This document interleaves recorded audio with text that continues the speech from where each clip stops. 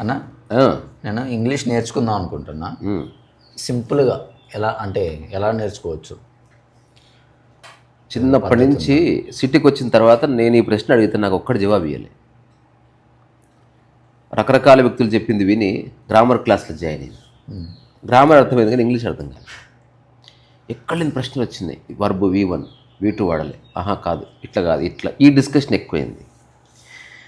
ఇట్లా చాలా ఏళ్ళు గడిచిన తర్వాత ఒక వ్యక్తి నన్ను అడిగిన ప్రశ్న, అసలు ఈ జంజాటక నుంచి నేను బయటపడ్డా కంప్లీట్. అసలు ఇంగ్లీష్ నేర్చుకోవాలన్న తాపత్రయం అంతా పోయి ఐ రియలైజ్డ్ సంథింగ్. చిన్నప్పటి నుంచి ఇప్పుడు నువ్వు తెలుగు మాట్లాడుతున్నావు, నీకు తెలుగు గ్రామర్ వచ్చాని అడిగాడు ఆయన. నాకు రాదు. చిన్నపిల్లలు అద్భుతంగా తెలుగు మాట్లాడతారు. ఎందుకు అంటే వింటా ఉన్నారు, మాట్లాడుతూ ఉన్నారు. రెండవది, వాళ్ళని ఎవరన్నా సరిచేసిన వాళ్ళు మీద కోప్పడట్లేదు వాళ్ళు. ఈ కారణం చేత వస్తుంది భాష. కొంచెం అడల్ట్ అయిన తర్వాత ఎవరైనా నవ్వితే మనం ఫీల్ అవుతున్నాం, అందుకని ఆగిపోతుంది. అందుకని నేర్చుకోవాలనే ఉద్దేశం ఉంటే జనాలు నవ్వడానికి నువ్వు పర్మిషన్ ఇవ్వాలి, లేకపోతే రాదు. నువ్వెంత గొప్ప పుస్తకం చదువుతావు అది కాదు. నువ్వు నేర్చుకోవాలంటే నువ్వు ఒక్కడే మాట్లాడుకోలేవు, అద్దంతో ఇంగ్లీష్ మాట్లాడుకోలేవు. నీకు ఖచ్చితంగా ఒక వ్యక్తి కావాలి. తర్వాత నువ్వు ఇంగ్లీష్ వినాలి, ఇంగ్లీష్ని నీలో ప్రవహింపజేయాలి. దాంతోపాటుగా నీకు తెలుగులో ఎంత పద సంపత్తి ఉందో దానికి ఈక్వలెంట్ పద సంపత్తి నువ్వు మనసులో ఏర్పాటు చేసుకోవాలి ఇంగ్లీష్. ఓకే. ఇప్పుడు దానికి రా అంటే ఇంగ్లీష్లో ఏమంటాం? సో ఇప్పుడు దాని ఈక్వలెంట్ వర్డ్ నీకు అట్లా వచ్చేసింది. ద్వేదీప్యమానంగా అంటే తెలుగులో మనం అది వాడం కాబట్టి ఇంగ్లీష్లో కూడా అది రాదు. చొరబాటుదారుడు అంటే ఇంట్రూడర్. తర్వాత ఏమంటారు ఆక్రమణదారి అంటే. సో మనం తెలుగులో వాడతాం కానీ జెన్యున్గా మనకి ఇంగ్లీష్లో ఆ పద సంపత్తి లేదు. అందుకని నువ్వు చెప్పాలంటే రాదు, ఇందులో పెద్ద వింతేమీ లేదు. అందుకని ఒక 2-3 విషయాలు చేస్తే ఇంగ్లీషు ఈజీగా ధారాళంగా మాట్లాడవచ్చు. ఒకటి, ఏదైనా ఒక అంశాన్ని తీసుకుని తెలుగులో ఎన్ని రకాలుగా వ్యక్తపరుస్తాం అన్నది మనం తెలుగులో ఫస్ట్ ఎక్స్పెరిమెంట్ చేయాలి, your in mother tongue. Okay. తర్వాత ఆర్కే లక్ష్మణ్ బుక్స్ చదువుతున్నప్పుడు మై డేస్ అనే పుస్తకం చదివితే నాకు తలనొప్పి కొన్నిసార్లు వచ్చింది లైఫ్లో. I never experienced headache. నాకు ఆర్కే లక్ష్మణ్ బుక్ చదువుతుంటే, మై డేస్ చదువుతుంటే నాకు తలనొప్పి వచ్చింది. అంటే ప్రతి లైన్లోనూ నేను 3 సార్లు డిక్షనరీ ఓపెన్ చేసి చూడాల్సి వస్తుంది. అంటే ఆయన చాలా కఠినమైన గొట్టు పదాలు వాడాడు అనమాట. అంటే మనం డే టు డే లైఫ్లో వాడే పదాలు కాకుండా అతనికి భాష ఎంత వచ్చు అని ప్రదర్శించడం నాకు అనిపించింది. అదే ఆల్కెమిస్ట్ చదివితే నాకు హాయిగా ఉన్నది. ఓషో పుస్తకాలు చదివితే, అవేర్నెస్ చదివితే it was very easy for me, cake walk. ఏవో అక్కడక్కడ ఒక 2-3 పదాలు రావట్లేదంటే దట్స్ ఫైన్. కానీ మనం ప్రతి దాంట్లోనూ కొత్త పదము, ఇంతవరకు ఎవరు వాడని పదము, మనం అట్లా ఇప్పుడు ఉదాహరణకు మన డిబేట్ చూస్తున్నా, ఆ పదం చెప్తే మీరు ఎప్పుడు ఉండరు. దిస్ ఈజ్ హ్యూబ్రిస్ అన్నాడు. హ్యూబ్రిస్ ఎవడే తెలియదు అది. సో అయోటా అన్నాడు, ఆ పదం తెలియదు. సో ఇట్లా మనకి చాలా అవన్నీ తెలుగులో మనం చెప్తాం. ఇప్పుడు నువ్వు మాట్లాడేది చెత్తరా రే అంటాం మనం. లేకపోతే నువ్వు అది పోయి ఎవరి చెవులో పూలు పెట్టుకోపో, ఇది మనం ఫ్లోలో చెప్తాం. ఇంగ్లీష్లో మనం మాట్లాడితే అదేది కీడాకోల ఇంగ్లీష్ లాగానే ఉంటుంది. మనం చెవు అంటే ఇయర్, పూలు పెట్టుకోమంటే ఫ్లవరు, పెట్టంటే పుట్టు, అది అట్లే ఉంటుంది. అది అట్లా ఇంగ్లీష్ అట్లా నిర్మితం అయితే లేదు. అందుకని మనం ఏదైనా తర్వాత ఇంకొక స్టేట్మెంట్ నేను బాగా అంటే నాకు బాగా నచ్చింది, నేను కరెక్టే కదా అనిపించింది. ఏంటంటే ఇంగ్లీషు పరాయి భాషగా కలిగిన వాడు ఎవరికి ఇంగ్లీష్ పూర్తిగా రాదని తెలుసుకున్నాను. ఇంగ్లీష్ వాడికంటే ఎక్కువనే వస్తుంది, ఇంగ్లీష్ వాడికంటే తక్కువనే వస్తుంది. ఎగ్జాక్ట్గా ఇంగ్లీష్ వాడిలాగా మనం ఎప్పుడు ఇంగ్లీష్ మాట్లాడలేము. బికాజ్ మనకు తెలియదు. అట్లాగే మనం మాట్లాడినట్టు తెలుగువాడు మాట్లాడినట్టు వేరేవాడు తెలుగు ఎప్పటికీ మాట్లాడలేడు. ఎందుకు? వాడు గొప్పగా మాట్లాడతాడు, నాకు తెలుగు కాన్షియస్గా మాట్లాడతాడు, లేదా తెలుగులో తప్పులన్నా మాట్లాడతాడు. అందుకని ఈ రెండిట్లో ఏదో ఒకటి జరుగుతుంది. అందుకని మనం ఇంగ్లీష్ కాస్త ఎక్కువగానో తక్కువగానో మాట్లాడడానికి ఒక చిన్న ప్రయత్నం చేస్తున్నాం. ఇదో భూమిక పెట్టుకొని నేను కనుక్కున్న అత్యంత దగ్గర దారి ఒకటి ఉంది. ఇది ఎవరెవరు చేస్తారో వాళ్ళందరికీ ఇంగ్లీష్ వస్తుంది పక్క. అంటే వ్యవహారమైన ఇంగ్లీష్ నేను చెప్పేది. నువ్వు స్టేజ్కి సైన్స్ గురించి మాట్లాడతా, ఎకానమీ అంటే ఎకానమీ అట్లా కుదరదు. మళ్ళీ ఓన్లీ వ్యవహారానికి ఉపయోగపడే ఇంగ్లీష్ మాత్రమే వస్తుంది. మళ్ళీ అదంతా ఏమంటారు, ఎటిమలాజీ అంటారు. అంటే పారిభాషిక పదాలతో కూడిన భాష వేరు. మళ్ళీ ఇప్పుడు నేను ఎకానమీ గురించి మాట్లాడితే ఎకానమీకి సంబంధించిన ఒక 20 నుంచి ఒక 100 పదాలు తెలిసి ఉండాలి. ఫిజికల్ ఇయర్ అంటే తెలిసి ఉండాలి, బడ్జెట్ అంటే తెలిసి ఉండాలి, ఫైనాన్షియల్ ఇయర్ అంటే తెలిసి ఉండాలి, అదే జీడిపి అంటే ఇవన్నీ పారిభాషిక పదాలు, అంటే ఆ పర్టికులర్ సబ్జెక్ట్కి సంబంధించింది. ఆ సబ్జెక్ట్ ఉదాహరణకి మెడిసిన్ అనుకో, మెడికల్ అనుకో వాస్కులర్ అనే పదం తెలిసి ఉండాలి. ఇట్లా ఏవో కొన్ని అదే నువ్వు స్పిరిచువాలిటీ అనుకో, మెడిటేషన్ అంటే తెలియాలి, ఇంట్రాస్పెక్షన్ తెలియాలి, కాంటెంప్లేషన్ తెలియాలి, ఆ తర్వాత డివైన్ తెలియాలి, బ్లిస్ తెలియాలి, ఇట్లాంటి పదాలు. అది వ్యవసాయదారుడు అయితే సాయిల్ తెలియాలి, ఫర్టిలిటీ తెలియాలి, ఆ పారిభాషిక పదాలు తెలియాలి. అందుకని అది సబ్జెక్ట్ వేరే. కానీ డే టు డే లైఫ్లో కామన్ మ్యాన్, కూలికి వెళ్ళేవాడు, లేకపోతే ఒక కిరాణా షాప్లో పనిచేస్తున్నవాడు, వాడు పారిభాషిక పదాలు ఎందుకు మాట్లాడతాడు? వాడు డే టు ఏం రా, తిన్నావా, ఎడిపోతున్నావురా, మమ్మీ బాగుందా, హెల్త్ మంచిగా ఉన్నదా, నాయన మంచిగా ఉన్నాడా, నీ ఇప్పుడే వచ్చిన ఊరి నుంచి, ఇట్లా వాడు రెగ్యులర్గా మాట్లాడే విషయాలు మాట్లాడడానికి ఇప్పుడు నేను చెప్పేది ఉపయోగపడుతుంది. అంటే ఒక చిన్న క్లారిఫికేషన్. అందుకని ఎవరైనా ఒక పెద్ద పేపర్ తీసుకొని ఇంపీరియల్ సైజు, వీలైతే ఒక గోడ మొత్తం అతికించుకొని తెలుగులో ఏదో ఒక యాక్టివిటీ, ఇప్పుడు నేను పెయింటింగ్ అనేది ఒక సబ్జెక్ట్ తీసుకొని నేను ఇప్పుడు కొన్ని చెప్తాను. పెయింటింగ్కి సంబంధించి మనం మామూలుగా చెప్పే విషయాలు ఉన్నాయి, పెయింటింగ్కి సంబంధించి అభిరుచి వ్యక్తపరిచే ఉన్నాయి, పెయింటింగ్కి సంబంధించి మనకున్న ప్రశ్నలు ఉన్నాయి, పెయింటింగ్కి సంబంధించి మనకున్న డౌట్స్ ఉన్నాయి, పెయింటింగ్కి సంబంధించి మనకున్న ఎమోషన్స్ ఉన్నాయి. ఇవన్నీ మనం సరదాగా తెలుగులో వ్యక్తపరుస్తాం. ఇది బాగుంది, ఇది చాలా బాగుంది, అసలు ఇలాంటిది ఎప్పుడు చూడలే అంటాం. దానికి ఎగ్జాక్ట్ ఇంగ్లీష్లో మనం చెప్పడానికి రాదు, అందుకని మనం ఆగిపోతున్నాం. అందుకని ఏదన్నా ఒక అంశాన్ని తీసుకొని దాన్ని తెలుగులో ఎలాబొరేట్గా చర్చించాలి. ఫస్ట్ దీనికి ఒక 6 నెలలు ఇవ్వాలి, ఈ ఒక్కదానికి. ఇది నీ మైండ్లో సింక్ అయిపోవాలి. అంటే నువ్వు తెలుగులో ఎంత ఈజీగా వ్యక్తపరుస్తున్నావో ఇంగ్లీష్లో ఆ ఎగ్జాక్ట్ స్టేట్మెంట్ని వ్యక్తపరచగలిగినప్పుడు నీ మనసు లోపట, నీ మైండ్ లోపట, లేదా బ్రెయిన్ లోపట ఒక గ్రూవ్ ఏర్పడుతుంది. చాలామంది గ్రూవ్ అంటే తెలియదు, తెలుసా నీకు? గ్రూవ్ అంటే తెలుసా? గీత. ఇప్పుడు నేను ఒక పేపర్ మీద గీత గీస్తా, అది గ్రూవ్ కాదు. మన అరచేతులు ఉన్నది గ్రూవ్ అందరు. ఇది గీత కాదు, గుంత. ఇది గుంత. గ్రూవ్ అంటే ఇప్పుడు సమాధి కింద కూడా వస్తుందా? ఇది అంటే అదే, అది గ్రేవ్. సరే అట్లా. ఇప్పుడు ఇది ఉంది కదా, ఇప్పుడు ఇక్కడ దీని పక్కన పెన్నుతో గీత గీస్తా, ఇది లైన్, ఇది గ్రూవ్ అనమాట. ఈ గ్రూవ్ అంటే తెలుసు కదా, నేను ఎన్ని 100 సంవత్సరాలు తుడిచినా ఈ గీత పోదు, ఇంకా అది గుంత కాబట్టి. అర్థమైంది నీకు? సో మన మనసులో ఏదైనా ఒక అంశాన్ని కొత్తగా నేర్చుకుంటున్నప్పుడు ఫస్ట్ గీతలుగా పడుతుంది. ఓకే, ఇది ప్యూర్ సైన్స్. ఇది గీతలుగా పడి నువ్వు దాన్నే తిరిగి స్పృశిస్తున్నప్పుడు ఒకవేళ 41 డేస్లో గ్రూవ్ పడుతుంది మినిమం. అంటే 41 డేస్ వదిలిపెట్టకూడదు. ఉదయం, మధ్యాహ్నం, రాత్రి ఫ్రెండ్స్ తోటి, బయటలతోటి నువ్వు ఏదైతే ఎంచుకున్నావో, ఆ ఇంగ్లీష్ అనుకుంటే ఇంగ్లీషు, పెయింటింగ్ అనుకుంటే పెయింటింగు, ఏది పర్స్యూ చేస్తున్నావో దాన్ని వదిలిపెట్టకుండా పర్స్యూ చేయాలి. వదిలిపెట్టకుండా అంటే దాని గురించే వినాలి, దాని గురించే మాట్లాడాలి, దాని గురించే చదవాలి, ఆలోచిస్తే దాని గురించి ఆలోచించాలి. అప్పుడు 41 రోజుల్లో గ్రూవ్ ఏర్పడుతుంది. ఒకసారి గ్రూవ్ ఏర్పడిన తర్వాత నువ్వు ఇంతవరకు ఏర్పరచుకున్న జ్ఞానం ఎప్పటికీ పోదు. అది స్టోరేజ్ స్టార్ట్ అవుతుంది అన్నట్టు. సో ఇంగ్లీష్ అనేది ఒక గ్రూవ్ ఏర్పడే వరకు చేయడానికి ఇది చేయాలందుకే అంటున్న 6 నెలలు టైం.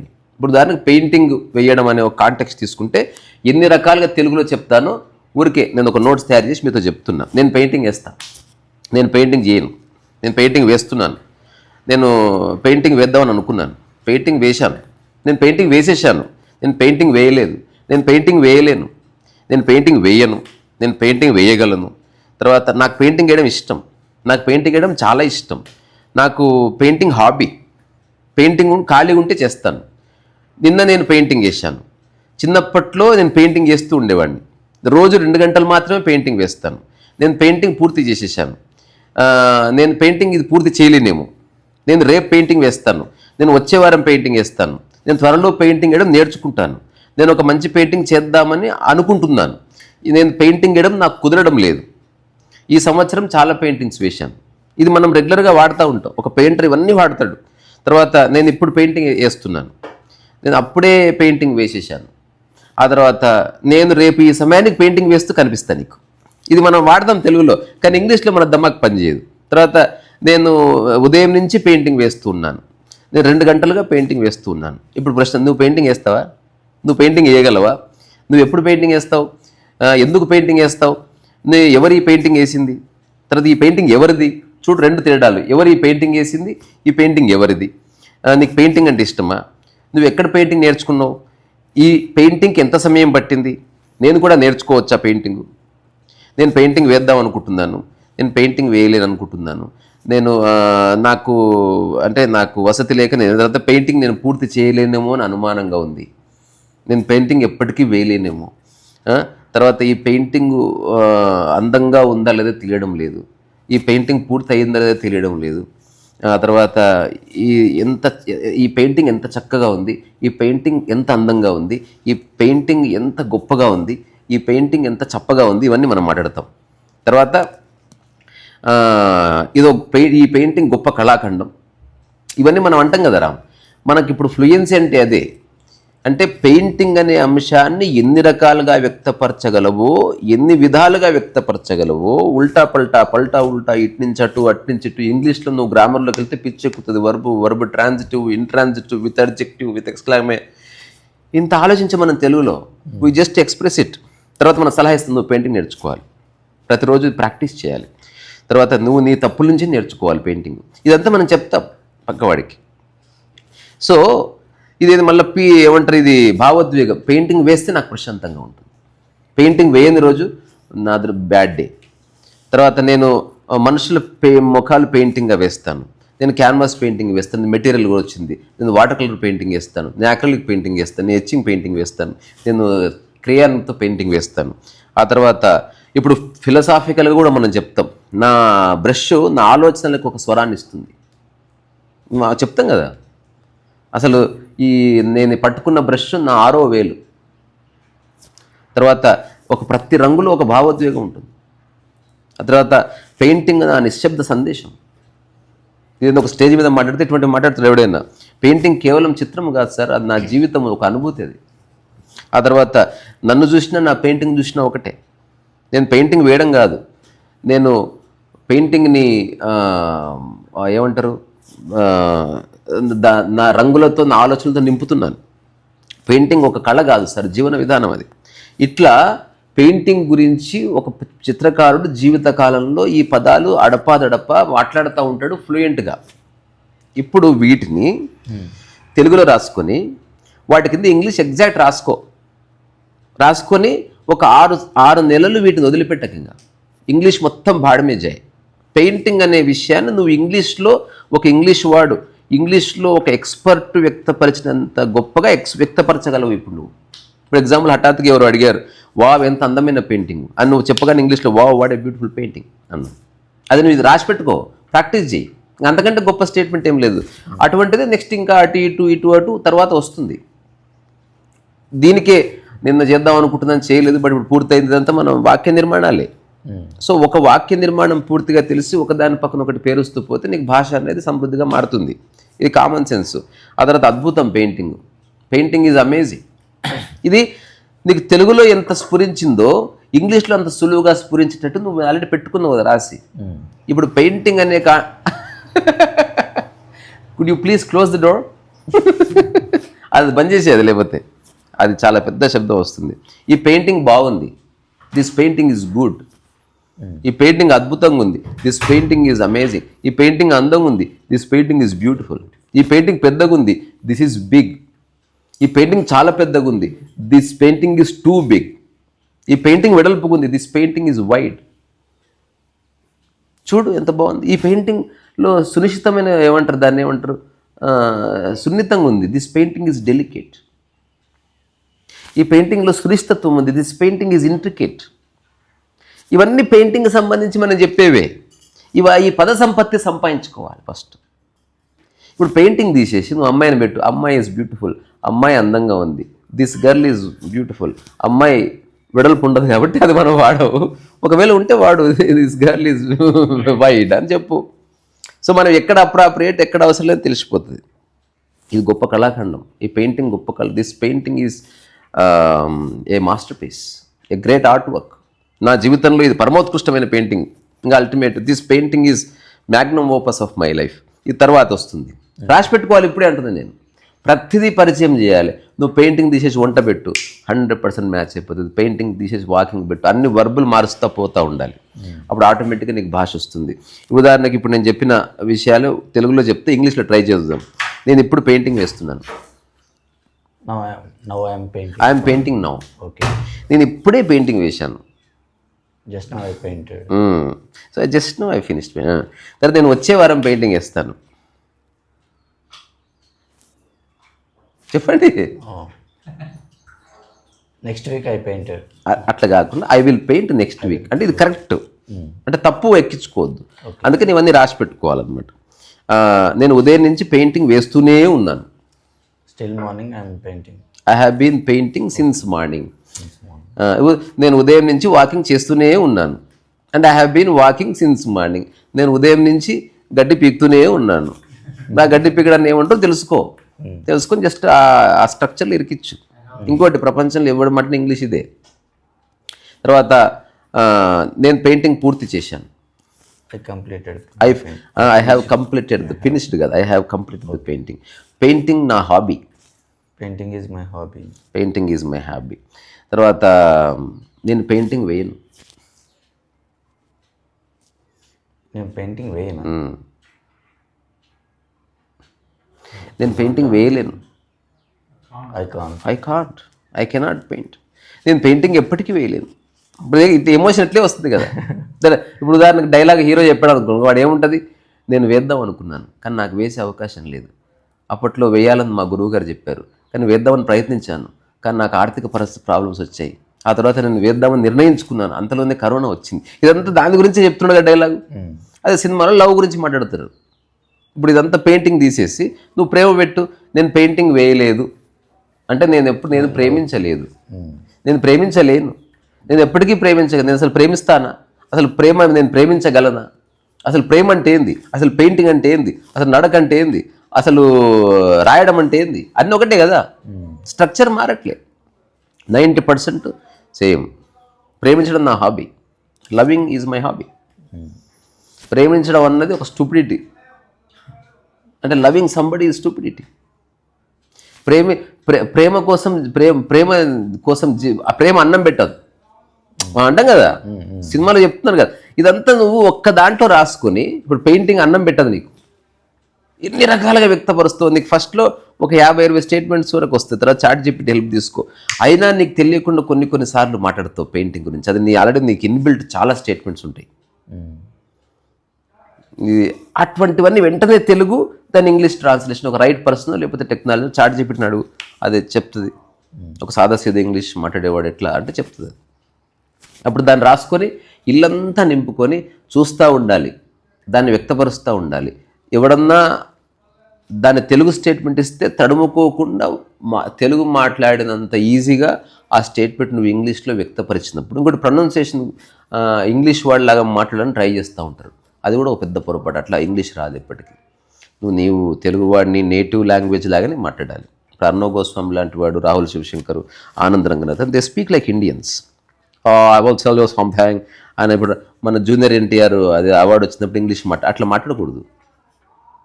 అది కరెక్ట్ కాదు. అది నువ్వు మామూలుగా మాట్లాడు. నీకు అట్లా మాట్లాడితే ఇంగ్లీష్లో సినిమాలో అవకాశం వస్తుందని ఎవరో PR చెప్పారు. అట్లా చేశాడు. అది నాకు ఇన్ఫర్మేషన్ వచ్చింది. సో తర్వాత ఇప్పుడు ఒక 2-3 స్టేట్మెంట్ చెప్పు చూద్దాం. ఆ తర్వాత డాటా బై చెప్పుకుందాం. నువ్వు పెయింటింగ్ వేస్తావా? Do you paint? ఎవరు ఈ పెయింటింగ్ వేసింది? ఎవరు పెయింటింగ్ వేశారు? Who painted this? ఈ పెయింటింగ్ ఎవరిది? Who's this painting? Whose painting? Okay, sorry, who's అట్లా. నేను కూడా పెయింటింగ్ నేర్చుకోవచ్చా?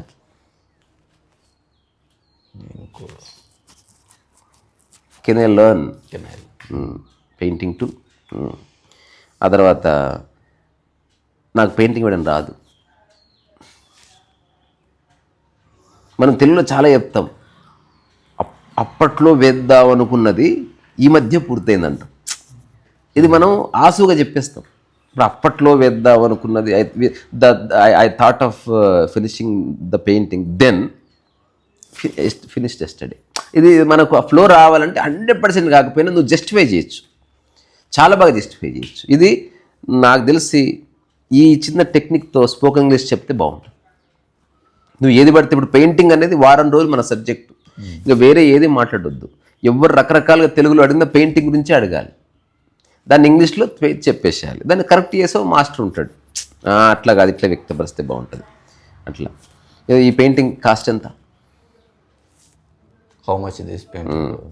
నేను ఈ పెయింటింగ్ అమ్మను. అదే అంటే మీరు ఫిగర్ అవుట్ చేయండి. ఈ పెయింటింగ్ అమ్మకానికి ఉందా? ఇప్పుడు మనం తెలుగులో అనేస్తున్నాం, ఇంగ్లీష్లో మనకు థాట్ రాదు. This painting is for sale. అదే whatever it maybe. So ఇది సంశయం లేకుండా తెలుగులో ఎంత ఆథెంటిక్గా గ్రామటికల్గా ఎక్స్ప్రెస్ చేసావో ఇంగ్లీష్లో అట్లా ఎక్స్ప్రెస్ చేయడానికి తగ్గ స్టేట్మెంట్స్ ఫస్ట్ ప్రిపేర్ చేసుకోవాలి. మన తెలుగు వాళ్ళతో ప్రాబ్లం ఏంది, తప్పుగా మాట్లాడి తప్పుగానే అర్థం చేసుకుంటారు ఇంగ్లీష్. అందుకని తప్పును ఎక్కించుకోవద్దు. It's better not to have any knowledge. Right knowledge కొంత ఉన్నా అది ఉపయోగపడుతుంది. రాంగ్ నాలెడ్జ్ ఫీడ్ చేసావు అనుకో, నువ్వు తెలుగులో అనుకుంటున్నావు, ఇంగ్లీష్లో అది వ్యక్తపరిచేటప్పుడు తప్పులు తొడగ్గా చెప్తున్నావు అనమాట. చాలామందికి అలాంటి ఒక అట్లా. నా పెయింటింగ్ ఇది కొత్త శైలి. కొత్త శైలి అంతే కదా. నీవు నీ తప్పుల నుంచి నేర్చుకోవాలి. మిస్టేక్స్. నేను సమయం దొరికితే పెయింటింగ్ వేస్తాను. If I gets time. అదే నువ్వు సరిగ్గా ఓకే. నువ్వు ఇప్పుడు ఆ ఇరుక్కు కూడా ఉంది కదా, మామూలుగా తెలుగు చెప్పినట్టే చెప్పాలి నువ్వు. ఇంగ్లీష్ అనగానే కొంచెం యాక్సెంట్ టంగ్ ట్విస్ట్ అవుతూ ఉంటుంది. అట్లా పెయింటింగ్ వేస్తే నాకు ప్రశాంతంగా ఉంటుంది. If I paint I get piece. So అందులో నువ్వు ఒకవేళ అని అనలేదు. ఓకే. అందుకే నీకు అది భాషని క్రిటికల్గా చూడాలి. ఒకవేళ నేను పెయింటింగ్ వేస్తే అప్పుడు నాకు ప్రశాంతంగా ఉంటుంది. నేను పెయింటింగ్ వేస్తే ప్రశాంతంగా ఉంటుంది అన్న plain statement. Painting makes me feel peaceful.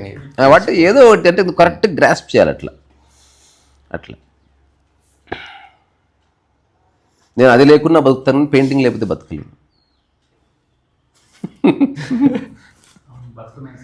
నేను అది సరిగ్గా చేయలేదు, పెయింటింగ్ బాగా చేయగలను. ఇప్పుడు ఏందని అడగొద్దు. అది మనిషి 3 నిమిషాలు చేస్తాడు, ఇది గంట సేపైనా చేయొచ్చు. ఇదంతా ఇంగ్లీషే. ఆ పెయింటింగ్ అంటే ఈ పెయింటింగ్ బాగుంది, ఈ పెయింటింగ్ అంటే ఆ పెయింట్ బాగుంది, ఆ పెయింటింగ్ అంటే ఈ పెయింట్ ధర తక్కువ, ఆ పెయింటింగ్ వేయడానికి పట్టిన సమయం ఎక్కువ, ఈ పెయింటింగ్ అసలు ఒక్క సెకండ్లో వేసేసాను, అసలు పెయింటింగ్ వేస్తుంటే సమయమే తెలియదు, పెయింటింగ్ అనేది మా కుటుంబ వ్యవహారము, పెయింటింగ్ అనేది మా వంశాచారము, ఇవన్నీ పెయింటింగ్ సంబంధించినవి. ఇవన్నీ తెలుగులో రాసుకోవాలి. ఎన్ని వీలైతే అన్ని ఇంగ్లీష్ స్టేట్మెంట్స్. దాన్ని ఆత్మసాత్ అంటే దాన్ని ఓన్ చేసుకోవాలి. నువ్వు తెలుగులో ఎక్స్ప్రెస్ చేసినంత ఈజీగా ఇంగ్లీష్లో ఎక్స్ప్రెస్ చేయాలి. నాకు ఎవరు అడిగితే నీకు ఇంగ్లీష్ వచ్చా అంటే ఇంగ్లీష్ ఒక్క పదం చుట్టూ ఉన్నదంతా వచ్చని చెప్పాలి. ఇప్పుడు నేను దాన్ని ట్రాన్స్ఫర్ చేస్తాను నాలెడ్జ్. ఫస్ట్లో కొంచెం ఇబ్బంది ఉంటుంది, కావాలంటే అప్పుడు ఇది నీకు హెల్ప్ చేస్తాను. ఉదాహరణకి మీరు చాలా అందంగా నడుస్తారండి అంటే మొదటి స్టేట్మెంట్ ఏంది? నీ తలకాయ. మీరు చాలా అందంగా పెయింటింగ్ వేస్తారండి అనే స్టేట్మెంటే అది. Okay okay. అది ఆల్రెడీ నీకు మొత్తం బై హార్ట్ అయిపోయింది. ఇంకా అంటే ఇది 3వ నెంబరు, ఇది 11వ నెంబర్ స్టేట్మెంట్, ఇది 611 స్టేట్మెంట్. అంటే నువ్వు తెలిసి చెప్తారు కదా భగవద్గీత ఇట్లాంటివన్నీ. నువ్వు ఒక 6 నెలలు ఇచ్చినావు అనుకో, నీకు మొత్తం నెంబర్తో సహా తెలిసిపోతుంది. మీరు చాలా అందంగా నడుస్తారండి అంటే మీరు అందంగా పెయింటింగ్ వేస్తారండి అనేది నీ మైండ్లో వచ్చేస్తుంది. యూ పెయింట్ బ్యూటిఫుల్ అని, యూ వాక్ బ్యూటిఫుల్. మీ అంత అందంగా ఎవరు నడవలేరండి. ఊరికి ఆపదు కదా మైండ్. అట్లా సో ఇదే భాష అంటే ఇది వాడుక భాషకు మాత్రం ఉపయోగపడుతుంది. మళ్ళీ మనం సబ్జెక్టివ్గా నేను ఏ అంశమైనా మాట్లాడితే ఇంకో విషయం తెలుసా, ఏ అంశం గురించైనా తెలుగులో కూడా మాట్లాడలేవు. ఎకానమీ గురించి మాట్లాడుంటే ఎవరు మాట్లాడలేడు. ఆ పదాలు తెలియాలి, పదాలు తెలిసిన సబ్జెక్ట్ తెలియాలి, లేకపోతే ఖోఖలా ఉంటుంది అది. అప్పుడు నీకు తెలియదు అదేమిటో. అట్లా అప్పుడు బుకాయించాల్సి వస్తుంది. నేను మామూలుగా శుక్రవారం పూట మాట్లాడినా. ఇది చాలా ఇంట్రెస్టింగ్ సబ్జెక్ట్. ఇది చెప్పినా మీకు అర్థం చేసుకునే స్థాయి నేను అనుకోవట్లేదు. అది ఇట్లా తప్పించుకునే బ్యాచ్ ఉన్నారు చాలామంది పెద్దోళ్ళు ఊళ్ళల్లో. వాళ్ళకి తెలిసేది కాదు, చేసేది కాదు, జస్ట్ బ్లఫ్ చేసి బతికారు ఒక జనరేషన్ అంతా. ఇప్పుడు కుదరదు. ఇప్పుడు ఎవడైతే తెలియదు నాకు తెలియదు అంటాడు వాడు కింగ్, తెలిసింది నాకు ఇంతవరకు తెలుసు అంటాడు వాడు ఆనెస్ట్ పర్సన్, వాడికి చాలా వాల్యూ ఉంది. అట్లా సో ఇంగ్లీష్ని ఇట్లా పర్స్యూ చేయాలి. తర్వాత రెండవది వినాలి ఇంగ్లీష్. ఎట్లా వినాలంటే నీ పద సంపత్తిలో అంటే నీ యొక్క వెకాబులరీలో లేని పదము వినగానే ఇది కొత్త పదం అని గుర్తించడం అనేది ఫస్ట్ స్టెప్. చాలామంది వింటామంటే ఊరికి వినడం కాదు. నువ్వు ఒక గంట సేపు విన్నావు, అన్నీ నీకు తెలిసిన పదాలే వస్తున్నాయి, అందులో అర్థమైందా కాకింద చాలా దూరం. బట్ ఏదైనా మాట్లాడుతున్నవాడు ఒక కొత్త పదం తీసుకొస్తే ఆ కొత్త పదాన్ని వెంటనే మనం గ్రాస్ప్ చేయగలగాలి. వెంటనే దాన్ని ఆపి you have to look in to the dictionary, or ఆ పదానికి అటు ఇటు ఉన్న స్టేట్మెంట్ని ఒకసారి విని ఏమై ఉంటుంది దాని అర్థమని మనం ఫోర్స్ చేయాలి, ఊహించాలి. దిస్ కుడ్ బి దాట్, అది అయి ఉండొచ్చు. అట్లా తర్వాత సేమ్ ఒకవేళ మన దగ్గర డివైస్ లేకపోతే ఏదైనా ఒక పుస్తకం తీసుకొని ఆ పుస్తకంలో ఒక 2 పేజీలు పెట్టుకోవాలి ఎప్పుడు చదివినా. ఫస్ట్ ఎక్కడన్నా కొత్త పదాలు కనిపిస్తే వాటిని ఐడెంటిఫై చేయడం, దానికి అటు ఇటు ఉన్న ఇంగ్లీష్ని పట్టుకొని ఆ పదాన్ని అర్థం ఏమై ఉంటుంది అని ఊహించాలి. ఊరికి డిక్షనరీ ఓపెన్ చేసి చూడకూడదు. ఆ తర్వాత ఆ 2 పేజీలనే వారం రోజులు చదవాలి, మాటికి చదవాలి. సో నీకు ఇంగ్లీష్ ఎప్పుడు వస్తుంది? ఓన్లీ పద సంపత్తి ఉంటే రాదు, నువ్వు వర్బల్గా నీ నోటికి పరిచయం చేయాలి. చాలామందికి ఈ విషయం తెలియదు. ఇంగ్లీషు నీ యొక్క శరీరానికి పరిచయం కావాలి, నీ నాలికకి పరిచయం కావాలి, నీ పెదాలకు పరిచయం కావాలి. ఇప్పుడు భాష ఒకరు మాట్లాడితే బాగుంటుంది చాగంటి గారు అంటే అతని యొక్క పద సంపత్తి జ్ఞానం అంతా తన నోటికి పరిచయం అయింది. ఉదాహరణకు నోటికి పరిచయం కాలేదు కొద్ది ఇక్కడ ఎంత స్టఫ్ ఉన్నా నీ నోరు దాన్ని ఆర్టికులేట్ చేయలేదు, అయిపోతుంది. ఇప్పుడు చాలామంది ఎవ్రీడే స్పీకర్స్ ఉంటారు, వాళ్ళు ఎంత అనర్గళంగా మాట్లాడతారు. ఆ అనర్గళత ఎట్లా వస్తుంది? వాళ్ళు ఎవ్రీడే మాట్లాడుతున్న దాంట్లో ఆ రిఫైన్మెంట్ కూడా తీసుకొచ్చుకుంటున్నారు.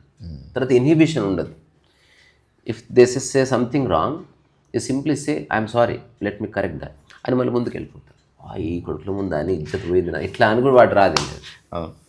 అందుకని ఏది నేర్చుకోవాలనుకున్నా చిన్న పిల్లవాడి అమాయకత్వం, అనవసరంగా తర్కించని మనస్సు, ఏది నేర్చుకుంటున్నావో దానికి పూర్తి సరెండర్ అయిన వాడికి వస్తుంది.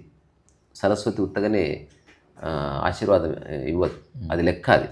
అది నీవని కాదు, నేనని కాదు. ఎవరికన్నా చిన్న అహంకారం ఉందో వాడు నేర్చుకోవడంలో ఎంతో కొంత ముఖ్యమైనది మిస్ అవుతాడు. ఎవడైతే అహంకారం లేదో, చిన్నపిల్లవాడి మెంటాలిటీ ఉంటుందో, ఇంతమంది నవ్వినా తిట్టినా హే అనుకోని రాబోయి నా లక్ష్యం అయితే ఇది నేర్చుకుంటాను, నవ్వని ఏముంది నవ్వుకొని. తర్వాత ఎవ్వరు కరెక్ట్ చేసినా తీసుకోవాలి, ఎక్కడి నుంచి నాలెడ్జ్ వచ్చినా తీసుకో. ఇవన్నీ మా డాడీ చెప్తే నింటుంది నేనంటే మీ డాడీ పోతే అప్పుడు అయిపోతుంది అట్లా. సో ఇది నా అబ్జర్వేషన్.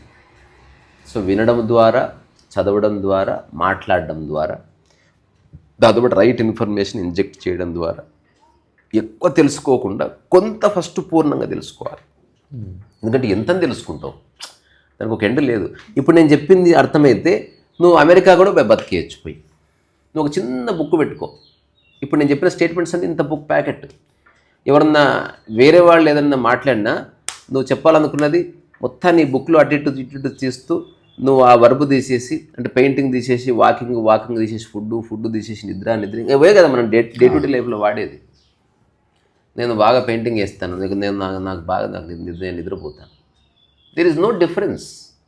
ఆ సెంటెన్స్ కన్స్ట్రక్షన్లో ఏం తేడా లేదు, రెండు ఒకటి. నాకు పెయింటింగ్ అంటే ఇష్టం, నాకు నిద్రపోవడం ఇష్టం. నేను పెయింటింగ్ వేయలేదేమో, నాకు నిద్రపోలేదేమో. నాకు పెయింటింగ్ రాదు, నాకు నిద్ర రాదు. నాకు నడవటం రాదు, వంట పెట్టు, నాకు వండడం రాదు. నాకు తినడం రాదు. ఇందులో భాష ఏం మారుతుంది? కన్స్ట్రక్షన్ సేమ్ కదా. నేను తినలేను, ఐ కెనాట్ ఈట్. నేను వినలేను, ఐ కెనాట్ లిజన్. నేను చూడలేను, ఐ కెనాట్ సీ. ఆ తర్వాత నేను నడవలేను, ఐ కెనాట్ వాక్. నేను పట్టుకోలేను, ఐ కెనాట్ హోల్డ్. నేను చదవలేను, ఐ కెనాట్ రీడ్. నేను చదవగలను, ఐ కెన్ రీడ్ అని. నేను తినగలను, సేమ్ దాని ఈక్వలెంట్ స్టేట్మెంట్ అది, ఐ కెన్ ఈట్. తర్వాత నేను ఐ కుడ్ క్యాన్ ఎప్పుడు వస్తుంది, వుడ్ విల్ ఎప్పుడు వస్తుంది, షుడ్ షెల్ ఎప్పుడు వస్తుంది, ఐ ఆట్ అనే దానికి షుడ్ అనే దానికి ఏది తేడా, ఆ తర్వాత seldom and of and what is the difference, ఇదంతా మళ్ళీ వేరే సబ్జెక్ట్. అంటే నీకు ఒకసారి గ్రూవ్ ఏర్పాటైతే మెల్లగా కూర్చుంటుంది, అట్లా సబ్జెక్ట్ మెల్లగా దిగుతూ ఉంటుంది. ఒక్కటే తెలుసుకోవాల్సింది, రాంగ్ ఇన్ఫర్మేషన్ ఫీడ్ చేయొద్దు, ఇంతే. నువ్వు లోపల తీసుకునేది నీకు ఇద్దరు ఎవరైనా రైట్ పర్సన్ ద్వారా, లేకపోతే నీకు ఇంగ్లీష్ నేర్చుకోవాలంటే ChatGPT help you a lot. అయితే కానీ నువ్వు దానికి సరైన ఫీడింగ్ ఇవ్వాలి, లేకపోతే అది ఇవ్వదు. దానికి కూడా ఏం తెలియదు, అది ఒక ఇంటరాక్టివ్ టూల్. అది నువ్వు సరిగ్గా ఉపయోగించుకుంటే సరిగ్గా ఉపయోగపడుతుంది, లేకపోతే నేను నీకు తగ్గట్టు అది ఇన్ఫర్మేషన్ ఇస్తుంది. నువ్వు అడిగే ప్రశ్నల్లో నీ ఇంటెలిజెన్స్, నీ డెప్త్ ఆఫ్ అండర్స్టాండింగ్ గుర్తుపట్టి అది ఆ తలంలోనే నిన్ను సాటిస్ఫై చేస్తుంది. అట్లా అది ఉదాహరణకి ఒక మామూలు ఎంప్లాయీ అడిగాడు, అరే ఒక పెద్ద పార్టీ ఇద్దాం అనుకుంటున్నారు ఫ్రెండ్స్కి, ఏదైనా మంచి ప్లేస్ కావాలి అంటే ఇక్కడ బార్ అండ్ రెస్టారెంట్ ఉందని చెప్తాడు. వాడు ఎప్పుడు తాజ్ కృష్ణ అని చెప్పాడు. ఇక్కడ వాడి స్థాయి తెలిసిన ఫ్రెండ్స్ ఎవరు, వాడికి ఎవరు బెంగళూరులో లీలా ప్యాలెస్ ఉంది అక్కడ చేసుకుందాం అని చెప్పారు ఎవరు. అదే రామ్ చరణ్ అన్నాడు అనుకో, I want throw A party man అంటే వాడు ఖచ్చితంగా ప్రపంచంలో బెస్ట్ హోటల్ సజెస్ట్ చేస్తారు, ఇక్కడున్న బార్ అండ్ రెస్టారెంట్ సజెస్ట్ చేయరు. అంటే ఎవడు ఏ స్థాయో ఆ స్థాయి సమాధానం, ఆ స్థాయి సలహానే వస్తుంది. అందుకని చాట్ జీపీటీ అనేది ఎంతో powerful if you are powerful. నువ్వు స్టూపిడెస్ట్ పర్సన్ స్టూపిడ్ ప్రశ్నలు అడిగావు అనుకో, ఇప్పుడు అమ్మాయికి నేను ఇది ఫ్లవర్ ఇస్తే మంచిదా రింగ్ ఇస్తే మంచిదా అంటే ఓహో వీడు ఇక్కడ ఉన్నాడా అని తెలుసుకుంటుంది. చాలా మంచి ప్రశ్న. అదే ఫ్లవరు నేను కొని ఇవ్వాలా లేకపోతే ఎక్కడన్నా దొంగతనం చేసి ఇవ్వచ్చు అంటే నీ మెంటాలిటీ తెలుస్తుంది దానికి. వీడు ఒక ఫ్లవర్ని ఇట్లా అడుగుతున్నాడు, ఆ అమ్మాయి నేను చూసుకుంటాడని. ఏదైనా ఇవ్వండి కానీ నవ్వుతూ ఇవ్వండి అని ఏదో చెప్తుంది. అది వెళ్ళగా నొప్పింపక తానొవ్వక తప్పించుకు తిరుగువాడు నేర్పరుస్తుంది. అది అలానే చేస్తుంది. అది అలాగే చేస్తుంది. అట్లా కాకుండా if you put right argument అది that gives you another right argument. At least అది ఆనెస్ట్గా చెప్తుంది, ఎందుకంటే దాని దగ్గర సమగ్ర సమాచారం ఉంది. అది వెతుకులాడేది నీకు ఒక ఫిలసాఫికల్ ఒక డైరెక్షన్ ఇస్తుంది. నేను టెస్ట్ చేసినట్లు నీవెవరో దాన్ని బట్టి అది పనిచేస్తా అనేది ఒక కంక్లూషన్ వచ్చింది. నువ్వు ఒక డంబెస్ట్ పర్సన్ అయ్యి చాట్ జీపీటీ నీకు ఏం ఉపయోగపడదు, ఎందుకంటే నువ్వు ఏం అడగాలో తెలియకపోతే. అట్లా అది ఏం చెప్తుంది మనం అడిగే క్లారిటీని బట్టి అట్లా. ఇప్పుడు నేను గ్రాఫిక్ నావెల్ రాద్దాం అనుకుంటున్నా, ఇప్పుడు దానికి నేను ఇచ్చే ఇన్పుట్స్తో నాకు కొంత సమాచారం ఇస్తుంది. అది ఎగ్జాంపుల్ చెప్తుంది. ఇప్పుడు అయాన్ ర్యాండ్ నాకు పొద్దున వచ్చిన థాట్ ఇది. ఒక గ్రాఫిక్ నావెల్ అంటే అయాన్ ర్యాండ్ బాల్యం నుంచి Ayn Rand Fountainhead and Atlas shrugged రాసే వరకు I want 600 to 800 statements, entire his life biography. దాంతోపాటు అంటే అయాన్ ర్యాండ్ది అదంతా ఆ స్టేట్మెంట్స్ చిన్నగానే ఉండాలి. Few statement could be conversational, కానీ most of the statements are తన స్టేట్మెంట్స్లో తను చేస్తున్నది. ఆ తర్వాత 19so ఇయర్లో అయాన్ ర్యాండ్ అమెరికా వెళ్ళింది and she work for Hollywood movies as A writer అని. ఇప్పుడు ఈ స్టేట్మెంట్స్ మనకు ఉన్న డెప్త్ను బట్టి మనం దాన్ని అడగొచ్చు. తర్వాత మనకి ఇచ్చిన దీన్ని నాకు డైలాగ్గా చెప్పు, దీన్ని నేను ఒక గ్రాఫిక్ నావెల్కి తగ్గ డైలాగ్గా రాద్దాం అనుకుంటున్నాను, అట్లా స్టేట్మెంట్ ఇవ్వు, దీన్ని ఇంకొంచెం క్లుప్తంగా చేసివు. అప్పుడు మనం అంతా నోట్స్ రాసుకొని తర్వాత దీనికి పిక్చర్స్ ఎట్లా వేసుకోవాలి దానికి రెఫరెన్స్లు ఉన్నాయి. సో ఎట్లా చేస్తే బాగుంటుంది.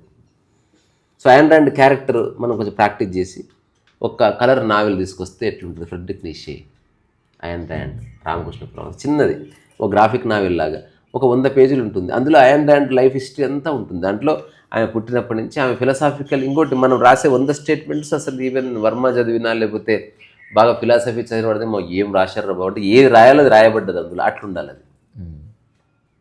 అంటే అది మన డెప్త్ని బట్టే వస్తుంది కదా. ఇప్పుడు ఏదైనా స్టేజ్ ఎక్కి 3 మాటలు చెప్పు అంటే ఒక స్కూల్ గోయింగ్ కిడ్ 3 చెప్తాడు, అందులో పస ఉండదు. అదే ఒక పెద్ద ఫిలాసఫర్ చెప్తే ఆబ్వియస్గా అదే 3 మాటలు, కానీ జీవితానికి సంబంధించిన పరమోత్కృష్టమైన స్టేట్మెంట్స్ ఇచ్చే అవకాశం ఉంది 3 మాటలు. ఇలాంటి సభలన్నీ వేస్ట్ చేసుకోకండి అని ఒకటి. అంటే అది ఆబ్వియస్గా దానికి ఒక డెప్త్ ఉంటుంది అట్లా. సో అందుకని ఇప్పుడు నేను చెప్పినట్టు నువ్వు చేస్తే ఏదన్నా ఒక వాల్ తీసుకొని రాసుకోవాలి స్టేట్మెంట్స్. అదొక యజ్ఞం లాగా చేస్తే ఫస్ట్ కపుల్ ఆఫ్ మంత్స్ తొందరపడొద్దు. ఇప్పుడు ఎవరిని అడిగితే ఇదే చెప్పాలి, నాకు ఇంగ్లీష్ అంత రాదు, కానీ ఒక్క పదము దాని చుట్టూ ఉన్న అన్ని రకాల పదబంధాలు, ఎమోషన్స్, అభిరుచులు, ప్రశ్నలు, ఆశ్చర్యార్థకాలు, తర్వాత ఎంక్వైరీలు అన్నీ నేను అధ్యయనం చేస్తున్నాను. ఇట్స్ ఏ మీమాంసా ధోరణిలో, అంటే it's a kind of doing epistemology around one word. I'm digging deep in to that particular word అని చెప్పి ఇప్పుడు నువ్వు ప్రిపేర్ అయ్యేది మైండ్ అన్నమాట. ఇప్పుడు మైండ్ క్లియర్ సంకేతం వచ్చింది కదా. వీడు పెయింటింగ్ అనే దాని గురించి ఎన్ని స్టేట్మెంట్స్ ఉన్నాయి అన్ని ఇప్పుడు ఎవడన్నా పెయింటింగ్ గురించి ఒక కొత్త స్టేట్మెంట్ ఇచ్చాడు అనుకో, అది ఎంబడే నువ్వు దాన్ని ఇంగ్లీష్లో దీంట్లో ఇడియమ్స్ ఉన్నాయి, దీంట్లో ఏమంటారు ఫ్రేజెస్ ఉన్నాయి, దీంట్లో మనం అంటాం కదా సామెతలు. అదే ఆడు ఏమంటారు వాడు తుమ్మినా పెయింటింగ్ అవుతుంది అని అన్నాం అనుకో, దాన్ని ఎట్లా చెప్తావు ఇంగ్లీష్లో? Then you have to search. అట్లా పెయింటింగ్ వేయడం అన్నది పిట్ట గూడు కట్టడం లాంటిది అతనికి. ఇది నేను ఒక ఉపమానంగా చెప్తున్నా, దీని ఇంగ్లీష్లో ఎట్లా చెప్తావు? అయిపోతుంది. ఎందుకంటే మనకు పిట్టగూడు కట్టడం లాంటిది మనకు తెలియదు, అది ఒక ఎక్స్క్లూజివ్ ఎక్స్ప్రెషన్. ఇట్లా నువ్వు ఒక 6 నెలలు సంవత్సరం పాటు నేను పెయింటింగ్ అని ఒక్కదాన్ని నువ్వు ఒక బుక్ కూడా రాయొచ్చు యాక్చువల్గా ఈ ఒక్క అంశం మీదే. సో ఒక్కటి సరిగ్గా అర్థం చేసుకుంటే అన్ని సరిగ్గా అర్థమైపోతాయి. ఒక వంకాయ కర్రీ ఎలా ఉండాలో పర్ఫెక్ట్గా నేర్చుకో, అన్ని కర్రీలు ఉండడం వచ్చేసింది. బ్యాలెన్స్ సైకిల్లో బైక్ ఒక్కటి పర్ఫెక్ట్ తెలుసుకో, హయబూసా కూడా నడుపుతాను. దానికి సపరేట్ బ్యాలెన్స్ ఏముండదు, పట్టుకోగలి దాని వెయిట్ని బట్టి నీకు బ్యాలెన్స్ ఎప్పుడు ఒకటే ఉంటుంది. Once you attain the balance you have attain the balance of all. ఏదో సినిమా ఉంటుంది, ఏది మన సింగింగ్ ఇన్ ద రెయిన్, చూసినావు సినిమా? సింగింగ్ ఇన్ ద రెయిన్లో అదేమన్నా హీరో మూకీ సినిమాలో యాక్టర్ అనమాట, పెద్ద హాలీవుడ్ యాక్టర్ వాడు. మూకీ సినిమాలు డైలాగ్స్ ఉండవు. సో వాడు ఎక్కడ రోడ్డు మీదకి వస్తే అభిమానులు వెంటబడి వాడు తప్పించుకొని వాడు ఫ్రెండ్ చెప్తాడు, పారిపో అభిమానులు వెంటబడతారు, ఆటోగ్రాఫ్లు ఇవ్వాలి, నీ బట్టలు చింపేస్తారు అంటే వాడు బస్సు ఎక్కి ఒక దానికి వెళ్ళి దుంకితే హీరోయిన్ కార్లో పడతాడు. అప్పుడు హీరోయిన్ ఘోరంగా షాక్ తింటుంది, నువ్వు ఎవడో దొంగ ఉండొచ్చు, ఆఫీసర్ పోలీస్ ఆఫీసర్ నడుస్తుంది. నేను lady I'm not police officer, నువ్వు డాన్ లాక్ మ్యాన్ నేను అని చెప్తే, is an actor, Hollywood actor, ఇప్పుడు నాకు గుర్తొస్తుంది, you act in the movies right. ఆమె డ్రైవ్ చేస్తూ చూసి మాట్లాడుతూ ఉంటుంది. అప్పుడు వాళ్ళిద్దరి మధ్యన ఒక చిన్న డైలాగ్ అని చెప్పి ముగిస్తా.